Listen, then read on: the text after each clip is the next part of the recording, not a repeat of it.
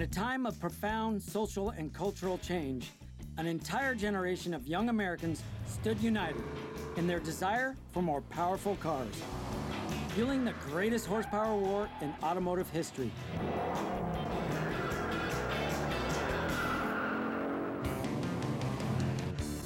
Screeching rubber through turns, roaring down back streets and country lanes, were fun-loving drivers in their wild and powerful dream machines.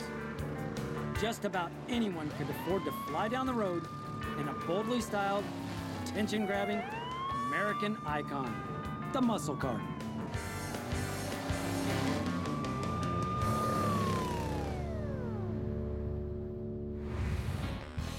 Hello, I'm Chip Foose.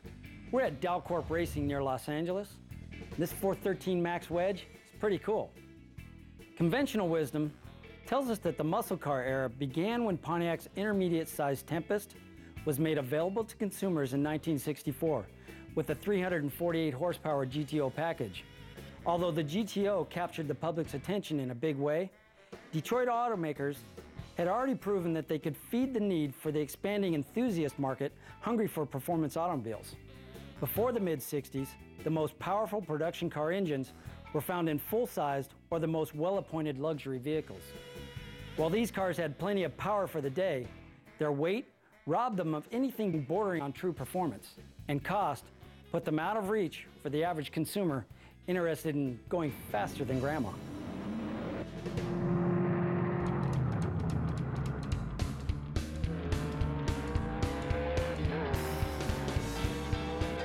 Muscle cars are lots of things to lots of people, but really what they are Detroit cars built between 1955 and 1971 with extremely large, powerful engines. The muscle car era really started before '64. There's a lot of talk about DeLorean and starting the whole thing with the '64 GTO. Certainly that had a big impact, but there were muscle cars, perhaps not clearly as defined, but they were certainly performance cars long before that. During the late 40s and early 50s, and indeed into the early 60s, most of the emphasis on performance was with hot rods. If you wanted a hot car, you got a hot rod. You got a 1932 Ford, probably, and fixed it up. If you wanted a car that looked good, you got a 49, 50, 51 Mercury, chopped the top, lowered it, did all kinds of body modifications to it, and made it look great.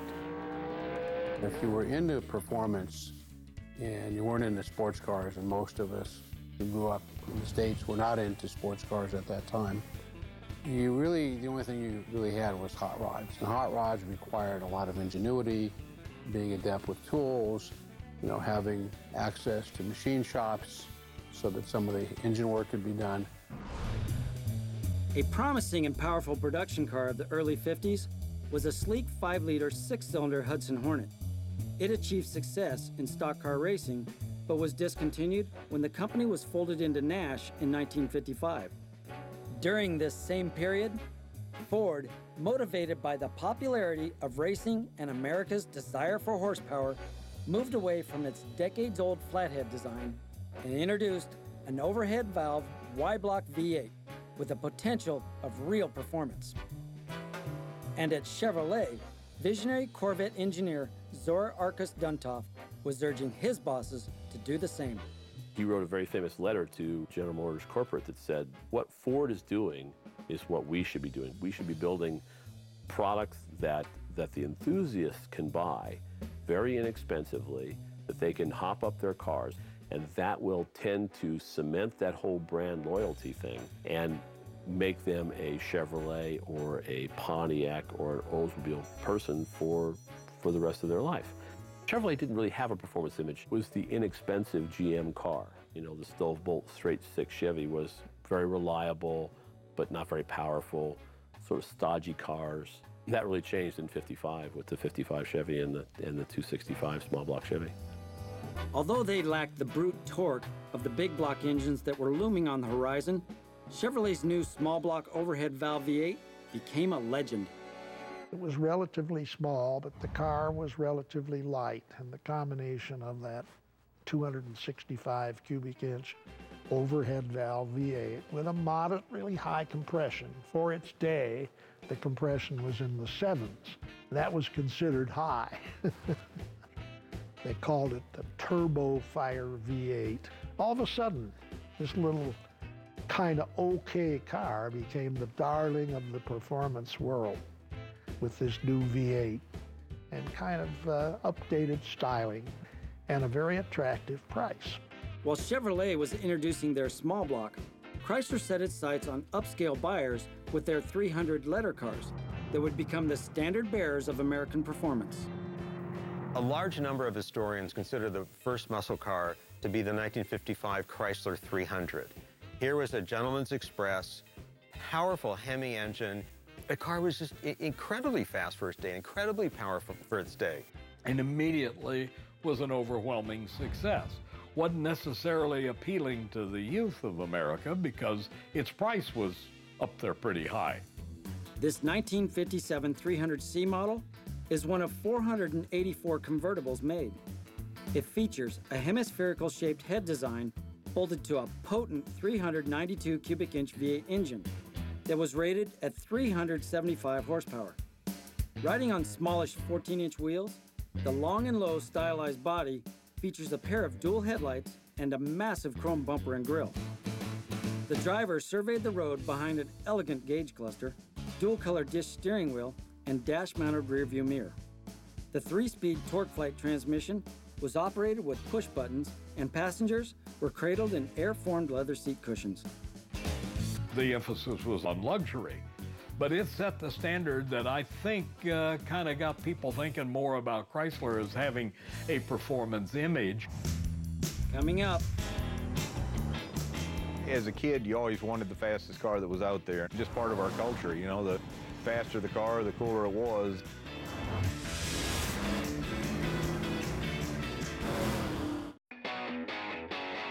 by the end of the 1950s, Detroit automakers were aggressively going after a growing market of young buyers who were interested in performance. GM was doing very well with their hot Chevys, but Pontiac general manager Bunky Knudsen, along with engineers Pete Estes and John DeLorean, were preparing to build some of the most electrifying cars of the period. Their performance formula placed a 389 cubic inch tri-power V8 under the hood of new wide-track styled cars. And by 1959, Pontiac had a modern look while winning Grand National stock car races and NHRA stock drag racing titles. Next up, Jim Wangers versus Jim Johnson.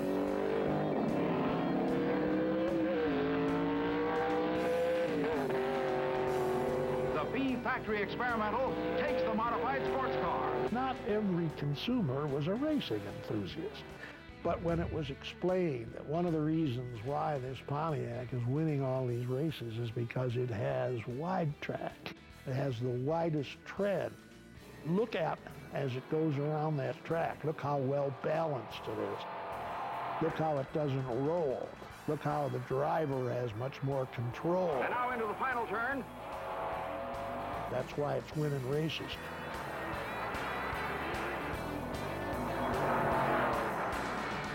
Fireball Roberts, number 22, takes over the lead after running the first 100 miles in less than 40 minutes.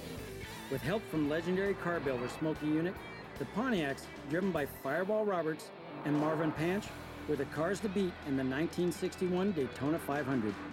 This spectacular victory greatly improves Panch's NASCAR point standings for the national championship. His amazing skill, combined with a car tuned to peak performance, allowed him to better the track record by almost 15 miles an hour. At the end of '61, a 405-horse 421 Super Duty package was made available in limited numbers for drag racing use. This wide-track styled Bristol Blue 1961 Pontiac Ventura 4-speed bubble top is a significant model in the evolution of the muscle car. It sports the Pontiac signature split grille with chrome accents and dual headlights. The Ventura rides on a 119-inch wheelbase, which is down 4 inches and is 200 pounds lighter compared to a similar Catalina model from the previous year. Under the hood is Pontiac's potent 345 horsepower, 389 cubic inch tri-power V8 street engine. Tri-Power was not only popular because it gave a little bit of extra performance, but the visual on it was so menacing. You'd raise that hood, and there were those three carburetors sitting there with those nice little chrome air cleaners on them. With its race-proven power plant, 4-speed gearbox, downsized and lighter, the Ventura was a glimpse of iconic Pontiac performance models to come. This fine, all-original example is just one of the significant GM cars from Rick Trewergy's amazing Muscle Car City Museum in Punta Gorda, Florida. As a kid, you always wanted the fastest car that was out there. Just part of our culture, you know, the faster the car, the cooler it was. And it, you know, drag racing back then, there was a lot less cars on the road, a lot more rural roads to play on. And it was important to have one of the faster cars in town. It was part of your youth. I've played with these cars since I was 16 years old and started driving. And I pretty immediately after that started buying and selling a few to my buddies and just figured out it was a better way over and above my daytime job. I've been doing it seriously since about 1973. I started saving at least a car a year, thinking I'd sell them off when I was ready to retire. When it come time to retire, I didn't want to sell the cars, thus we opened up Muscle Car City. Some years I've got 4 or 5 of the same model, different colors, different drivetrains. I've always been a believer that the 4-speed is more valuable to 2 cars over an automatic, and so my collection's about 90% 4-speeds, maybe a little more than that. If there's something I don't have, I'm looking for it. Coming up is a look at a car immortalized by rock and roll music. A giant engine, more power than anybody ever needed. That was a pretty scary car out on the racetrack. You could really clean up with that kind of car, and indeed, a lot of people did. A 4-car tangle.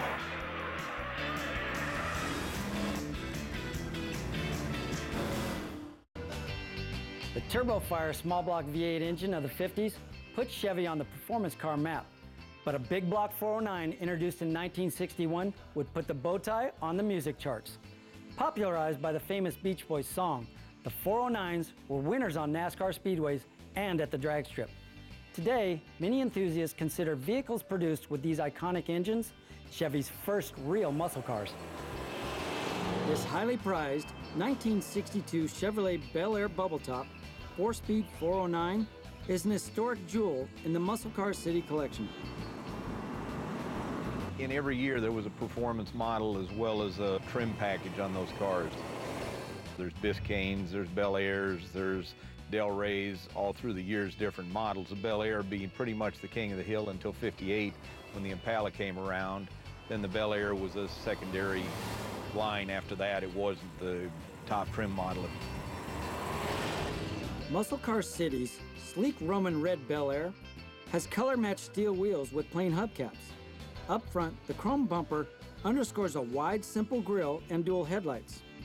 The rear features a rather plain, squared-off form with dual taillights. Inside is a spacious dash with AM radio, tachometer, bench seats, and 4-speed stick. Perched under the hood is a 409 cubic inch, 409 horsepower big block, sporting aluminum dual-plane intake manifold and desirable dual 4-barrel carburetors.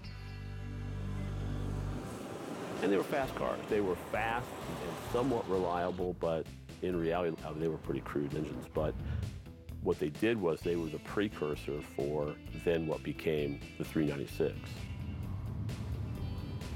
The 409 Chevy was really important for the brand. A giant engine, more power than anybody ever needed in a full-size car. But when that full-size car was stripped down, when it was only a 2-door instead of a 4-door, and it was a heater delete, and it didn't have a back seat, and it was made as light as possible, that was a pretty scary car out on the racetrack. You could really clean up with that kind of car, and indeed, a lot of people did. Trouble in the first turn. A 4-car tangle. Prior to '62, Chevy's arch-rival Ford was down on power until they installed their 390 cubic inch V8 FE-M code in the Galaxy.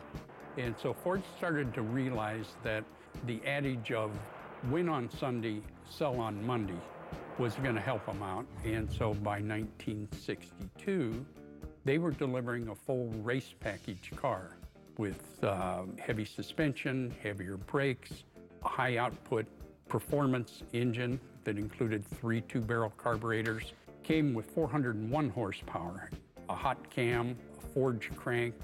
It had enlarged gas lines. It had high compression heads with bigger valves. It had shot peen rods. It had forged pistons. You could not buy the car with an automatic transmission. You couldn't buy it with power steering. You couldn't buy it with power brakes. Ford wanted them out on the drag strip. And they would only sell this car with a 4-speed tranny. So they were actually delivering a race car to the public. This M-Code Galaxy was originally intended for street racing in the dressed-up 500 body style, and it's the only one ever ordered from Ford in goldenrod yellow. It's extra chrome strips. It's dolled up on the interior a little better, but it was one of the few M-Codes produced with this premium package. The M-Code 390 was no slouch, but it would be replaced with a bigger bore 406 G-Code engine by the end of '62. Fred Lorenzen, number 28 Ford, fights for the lead with Banjo Matthews in Pontiac 02. Lorenzen moves ahead. Still ahead, Chrysler's compact and powerful wedge cars fly under the radar. The max wedge cars were really quite a handful to turn over to the public. A lot of them were being wrapped around telephone poles.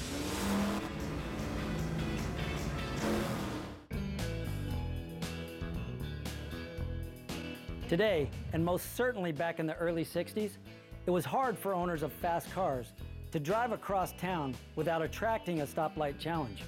The Ford and Chevrolet rivalry is well known, but there were also some inexpensive, lightweight Dodge and Plymouths with powerful wedge engines that could outrun anyone.